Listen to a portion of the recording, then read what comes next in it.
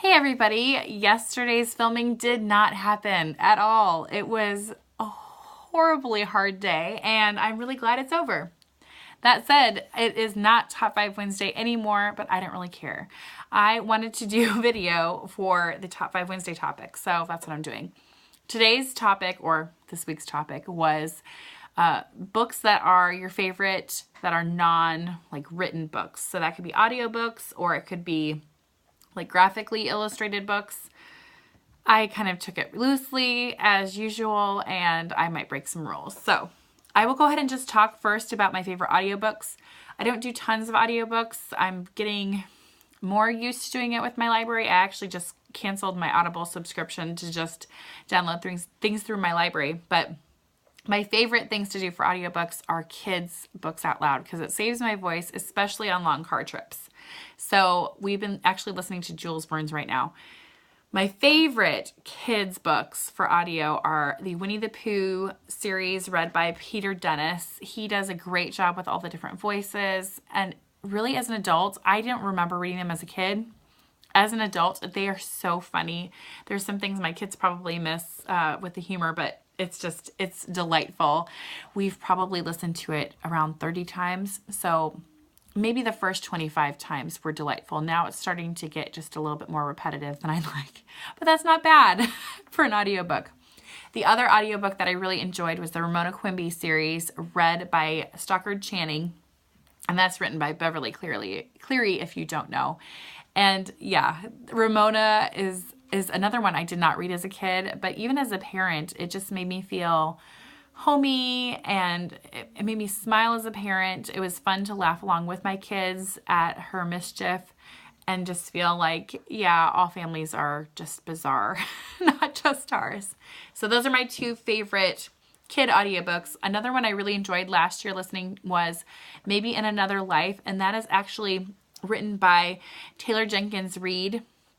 And it was a really fun book.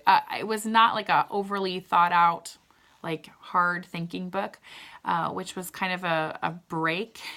The premise behind it, which I think I've talked about before, is she makes one decision that is different in her life and it splits off and shows you the two different universes where it played out differently. So just that one decision changed who she ended up with, what her life choices were. And I just thought it was really kind of a fun book. It did make me want to eat cinnamon rolls, because they mention it so many times.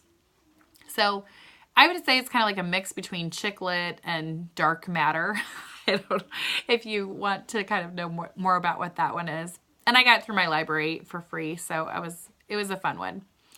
The favorite books that I actually own that I enjoy, these are both Julia Rothman. Nature Anatomy, I think I've shown you before. I got Food Anatomy for Christmas, and I've been dying for a chance to show it to you on here. It's, as you would guess, just as beautiful. There's some recipes in here with there's also different illustrations, different lettuces, different fish, how you quarter a fish. Quarter it, I think that's what it's called. Just all different kinds of things, how to make tofu. It's just a fun little book that I like to have out in my kitchen. The other one I like to have out in my kitchen, I got at Half Price Books last year, and it's They Draw and Cook. Different illustrators illustrate their favorite recipes from around the world. And this one's by Nate Padovic and Sally Swindell. And again, there's different illustrators, so they're all completely different feels to them. Yeah, I think it's different illustrators. Yeah, from artists around the world. So yeah, it was just a fun book. And I keep this on a shelf in my kitchen because it makes me happy. So you should have things that make you happy in your house. This one is Vincent by Barbara Stock, and it is a graphic biography of Vincent van Gogh, who is one of my very favorite people in history. I love him.